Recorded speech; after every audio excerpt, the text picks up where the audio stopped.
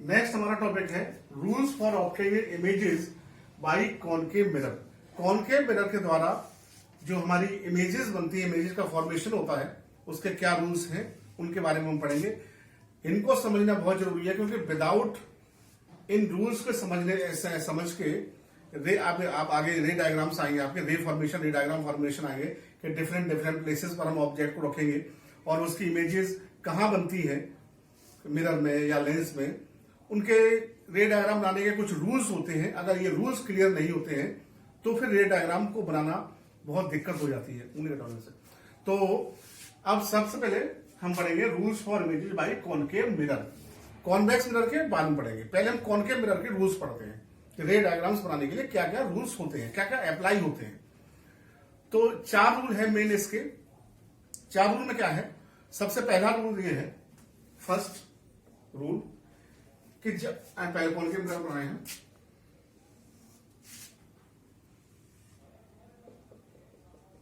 ये आपका concave mirror है, इसका पोल हो गया, ये प्रिंसिपल एक्सिस हो गई, इस पर ये सी हो गया, ये एफ फोकस पॉइंट हो गया।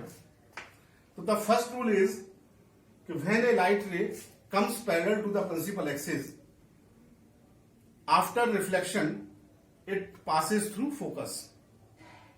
प्रिंसिपल फोकस की डेफिनेशन में भी आपने पढ़ा होगा। यही रूल इसका पहला रूल होता है कि जब भी कोई लाइट रे प्रिंसिपल एक्सिस के पैरेलल स्ट्राइक करती है तो वो प्रिंसिपल एक्सिस से होकर, वो फोकस से होकर पास हो जाती है। This is the first rule. ठीक है, ऐसे इसे नीचे से अगर आएगी तो वो इस तरीके से पास हो जाएगी। ठीक है, सेकंड वन, ये फर्स्ट रूल है। सेकंड रूल क्या है, कॉनकेव हम बनाते हैं मिरर, इसका P है, ये इसकी प्रिंसिपल एक्सिस हो गई, इस पर ये C हो गया, ये F हो गया। सेकंड रूल क्या है कि जब भी कोई लाइट रे सेंटर ऑफ कर्वेचर से होकर पास होती है, जैसे कि इसमें क्या था, प्रिंसिपल एक्सिस के पैरेलल आ रही थी, लेकिन अगर मान लीजिए कोई जरूरी नहीं पैरेलल है, लाइट रे कहीं से भी आ सकती है, तो जब लाइट रे हमारी सेंटर ऑफ कर्वेचर से होकर पास होती है या वहां से होकर स्ट्राइक करे, कहां से, सी से होके, सेंटर ऑफ कर्वेचर से। जैसे मान लीजिए ये लाइट रे है, ये सी से होके और ये इस कॉनकेव मिरर पर स्ट्राइक कर रही है, तो ये जिस पाथ से आती है यानी इंसिडेंट होती है उसी डायरेक्शन पर ये आफ्टर रिफ्लेक्शन वापस चली जाती है। It goes back in the same direction. तो when a light ray comes through the centre of curvature C after reflection it returns या go back on the same path, उसी रास्ते पर वापस लौट जाती है। This is the second rule for the image formation by concave mirror. ठीक, now the third rule for concave mirror. Third rule क्या है, कॉनकेव मिरर हम पहले ड्रॉ करते हैं। भाई कॉनकेव मिरर के लिए तो उसको ड्रॉ करना ही पड़ेगा।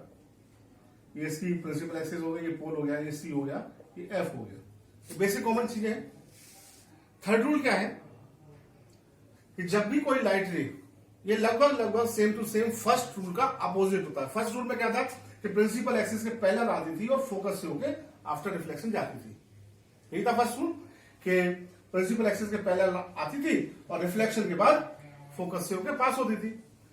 थर्ड रूल में क्या है कि जब भी कोई लाइट रे फोकस से होकर इंसिडेंट होती है, यानी फोकस से इंसिडेंट हो मिरर पर, जैसे ये फोकस है, यहां से ये इंसिडेंट हो रही है फोकस से होकर, फोकस पॉइंट से ये इंसिडेंट हो रही है, तो आफ्टर रिफ्लेक्शन या after striking it becomes the parallel to the principal axis, यानी रिफ्लेक्शन के बाद ये प्रिंसिपल एक्सिस के पैरेलल वापस चली जाती है।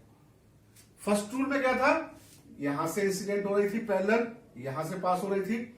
इसमें अंतर क्या है थर्ड रूल में कि ये फोकस से इंसिडेंट हो रही है और प्रिंसिपल एक्सिस के पैरेलल के रिफ्लेक्शन के बाद जा रही है वापस। तो इसीलिए मैंने कहा था आपको इन एरो का बहुत बड़ा रोल होता है।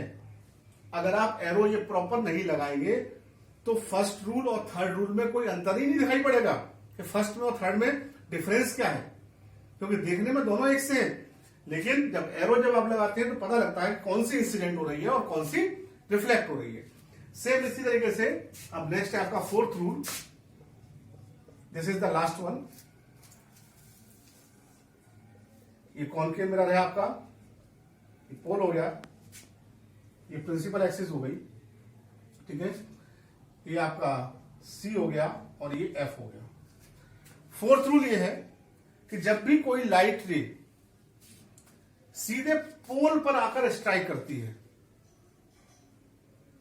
यदि कोई भी लाइट रे आ रही है तो पोल पर आके सीधे स्ट्राइक कर रही है, इंसिडेंट हो रही है पोल पर, तो सेम एंगल जितना के इसका प्रिंसिपल एक्सिस से इंसिडेंट रे का जो एंगल बनना है, सेम इसी एंगल से यहां से ये टकराकर या रिफ्लेक्ट होकर वापस हो जाएगी। ये इंसिडेंट हो रही है और ये रिफ्लेक्ट हो रही है।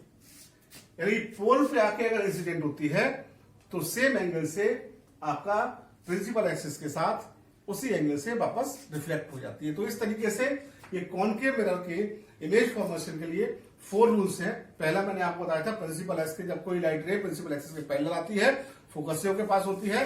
सेकंड लॉ में बताया था जब भी कोई लाइट रे सेंटर ऑफ कर्वेचर से इंसिडेंट होती है तो सेम उसी पाथ पर वापस लौट जाती है। थर्ड रूल आपका ये था कि जब भी कोई लाइट रे फोकस से आती है तो आफ्टर रिफ्लेक्शन प्रिंसिपल एक्सिस के पैरेलल हो जाती है। द फोर्थ वन इज कि जब भी कोई लाइट रे पोल पर आकर स्ट्राइक करती है तो प्रिंसिपल एक्सिस के साथ सेम एंगल बनाते हुए और वापस रिफ्लेक्ट हो जाती है। ठीक, समझ में आ गया होगा।